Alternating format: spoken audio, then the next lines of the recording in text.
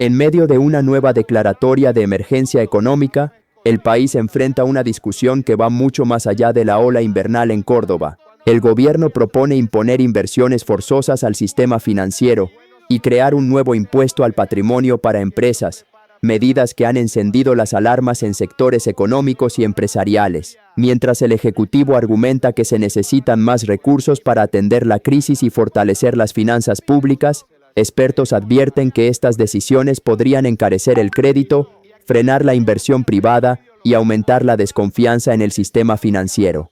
A esto se suma la preocupación por el creciente déficit fiscal y el aumento de la deuda pública en los últimos años. ¿Se trata realmente de una respuesta urgente a una emergencia o de una reforma tributaria encubierta? Ese es el debate que hoy analizamos con una de las voces más influyentes en materia económica del país. Hoy nos acompaña una de las voces más influyentes en el análisis económico del país. Se trata de José Manuel Restrepo, actual rector de la Escuela de Ingeniería de Antioquia, economista, académico y exministro de Estado. Fue ministro de Hacienda y Crédito Público y también ministro de Comercio, Industria y Turismo durante el gobierno de Iván Duque, liderando momentos complejos como la recuperación económica tras la pandemia. Además, ha sido rector universitario, investigador y analista permanente de las finanzas públicas, la competitividad y el desarrollo empresarial en Colombia. Con una trayectoria que combina experiencia técnica, gestión pública y rigor académico, su visión se ha convertido en referencia obligada para entender el rumbo fiscal, la inversión y el clima empresarial del país. Hoy nos acompaña para analizar las medidas económicas más recientes y sus implicaciones para el futuro de Colombia.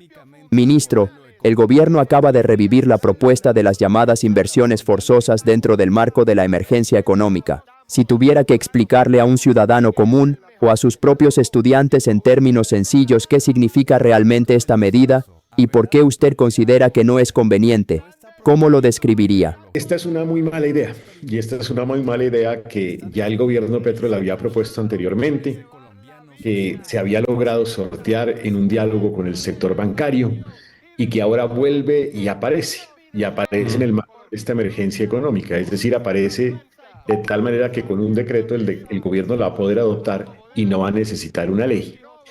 Y esto, ¿por qué es malo? Porque esto es una especie de un impuesto que termina encareciendo al crédito. Para que entendamos qué significa esto. El gobierno le dice a las entidades financieras, ustedes tienen la obligación de hacer estas inversiones. Esas inversiones pasan a entidades como Finagro o como Bancoldex y el gobierno en su sabiduría financiera distribuye esos recursos, seguramente con una tasa compensada, a unos supuestos beneficiarios de unos sectores que lo necesitan. ¿Qué genera esto? Primero, una profunda desconfianza del sistema financiero. Ni tú ni yo, cuando metimos nuestros ahorros en el sistema financiero, en la entidad bancaria donde tenemos nuestros ahorros, los metimos allí para que nos los administrara el gobierno. Porque yo confiaba en la entidad financiera, pero yo no confío en el gobierno para administrar mis ahorros privados. Y en segundo lugar, esto termina desincentivando la distribución de recursos y eventualmente encareciendo al crédito porque como es un impuesto, el sistema financiero termina trasladándolo al consumidor. Los que ahorramos, como lo dije, nunca escogimos el gobierno para administrar nuestros ahorros, porque sabíamos de los riesgos que ello implica en politización, en burocracia, en ineficiencias. Entonces, para mi gusto, esto es una especie de cuarta confiscación o de estatización del ahorro privado en una idea que funcionaba en los 60, pero que ahí es donde vuelven y aparecen esas ideas que yo llamo la necrofilia política, el gusto por las ideas atrasadas, retrasadas y fracasadas del pasado. Y esto pretenden imponer en el marco de la emergencia económica. Ahora, el gobierno sostiene que las empresas en Colombia no están pagando lo suficiente y que la tasa efectiva de tributación es mucho menor a la nominal. Bajo ese argumento se estaría justificando un nuevo impuesto al patrimonio para personas jurídicas. ¿Comparte usted esa lectura? ¿Realmente hay espacio para seguir aumentando la carga tributaria empresarial en el país? Uno tiene que hablar no de un impuesto nominal, sino de un impuesto combinado, socio-empresa. Con la reforma tributaria del 2022, la tasa combinada socio-empresa transitó de 40% al 60%. Así lo demostró en su momento José Ignacio López, que ha sido recurrente participante de este espacio. Algunos sectores incluso ya están por encima del 60 con esas sobretasas que se han inventado.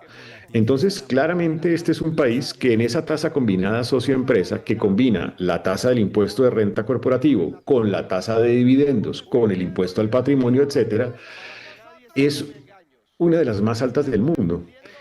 Y nadie entiende entonces en su sano juicio por qué un gobierno, en medio de esas circunstancias, se le ocurre ahora otro impuesto al patrimonio a las personas jurídicas. Es decir, seguir elevando la tasa combinada socio-empresa, que ya estaba de las más altas del mundo, en un momento en donde la inversión extranjera directa cae en Colombia, en un momento en donde no se cumplen por 3 años las metas de recaudo tributario, que en el fondo depende de las empresas, y en un momento en donde la inversión privada en relación al PIB es el peor dato en más de 3 décadas en la historia de Colombia. Y la salida es seguir aumentando los impuestos, es decir, seguir gravando al sector productivo con un impuesto, este en particular del patrimonio de las personas jurídicas, que es, yo calcularía que con los dedos de la mano se cuentan países donde se aplica. Es totalmente absurdo. Creo que seríamos los únicos en el mundo, o casi de los únicos en el mundo, porque es gravoso a la riqueza, es contrario a la reactivación económica y al propósito de tener más dinámica productiva. Pero ojo a esto, alcanzaron a decir en el Consejo de Ministros de anoche que incluiría cooperativas y cajas de compensación, que han sido entidades que tienen un propósito social, además de todo. Entonces me parece que ahí hay que tener muchísimo cuidado en este momento con ese tipo de medidas. Si estas medidas se implementan, tanto las inversiones obligatorias como un mayor impuesto al patrimonio empresarial, ¿qué efectos concretos podrían verse en la inversión privada, el acceso al crédito y el crecimiento económico del país en el corto y mediano plazo? Claro, cuando uno le impone una obligación al sistema financiero de esta naturaleza, el mecanismo que utiliza el sistema financiero es que eleva el costo del acceso al financiamiento porque simultáneamente se le está elevando el costo de acceso a sus recursos, es decir, se vuelve más gravoso para el sistema financiero realizar sus operaciones normales de crédito. Entonces sí genera un impacto de esa naturaleza, pero mire lo absurdo. Estamos en medio de una emergencia económica y hablamos de impuestos, porque el gobierno parece más preocupado por los impuestos que por la destinación del recurso. O sea, aquí nadie está hablando de las 252.000 personas afectadas, de los daños en las hectáreas productivas, de las viviendas destruidas. Eso no les importa, porque a la larga la demostración de esta emergencia económica es que parece más bien una reforma tributaria disfrazada de emergencia invernal. Entonces, lo que sí preocupa es el impuesto al patrimonio, las inversiones forzosas. Mire esta otra medida, que obviamente es inconstitucional porque no tiene conexidad. Prohibir las exportaciones de carne. ¿Qué tiene que ver eso con lo que está sucediendo en este momento en el departamento de Córdoba? O la amnistía tributaria. O sea, empieza uno a ver que el fondo o el trasfondo de esta decisión de emergencia económica tristemente es reforma tributaria y no estar solucionando realmente los problemas de los ciudadanos. Quisiera pasar al caso de Ecopetrol. Más allá de las responsabilidades individuales que están en proceso, ¿cómo evalúa usted la situación institucional y de gobierno corporativo de la compañía en este momento? ¿Podría esta coyuntura afectar su reputación, su acceso a financiamiento o su desempeño futuro? Mire, yo separo el tema personal del señor Roa, donde yo parto del supuesto de la presunción de inocencia, del derecho al debido proceso y a la legítima defensa. Y partiendo de ese principio, él tiene todo su derecho de su legítima defensa, de su debido proceso y obviamente de la presunción de inocencia. Pero diciendo lo anterior, otra cosa es el problema corporativo. Y es que las organizaciones, pues, viven de su reputación. Cuando una compañía como estas enfrenta un dilema de esta naturaleza, enfrenta un problema de fondo en materia de reputación, en materia de gobierno corporativo. Y en el caso particular de Ecopetrol, más grave porque esta compañía está listada en la Bolsa de Nueva York. Luego está sujeta a vigilancia y control por parte de la SEC de los Estados Unidos, Security Exchange Commission. ¿Eso qué significa? Significa que va a ser objeto de mucho mayor escrutinio, fruto del problema que está enfrentando quien está al frente de la compañía. No sería extraño que pudieran haber propósitos o intereses de demandas masivas por parte de los socios de la compañía de Ecopetrol, socios minoritarios de Ecopetrol, y esto puede generar un dilema de nuevo corporativo. Y no sería extraño que este tipo de circunstancias, de problemas de orden de gobierno corporativo puedan eventualmente tener una afectación al costo de prima de riesgo de la compañía, al costo de acceso al financiamiento de la compañía. Entonces, cuando las compañías tienen esa dificultad, tienen que tomar decisiones. Y el gobierno corporativo de la entidad tiene que tomar decisiones. Y debería el presidente defenderse naturalmente y tener el tiempo para hacerlo, pero sin afectar la reputación, lo financiero de una compañía tan importante como Ecopetrol. Lo que deja esta conversación no es solo una diferencia de opiniones, es una alerta estructural sobre el rumbo económico del país. Cuando un gobierno decide intervenir el ahorro privado a través de inversiones obligatorias, aumentar la carga tributaria empresarial en uno de los contextos fiscales más exigentes del mundo, y además, hacerlo bajo el paraguas de una emergencia económica, el debate deja de ser técnico y pasa a ser profundamente institucional.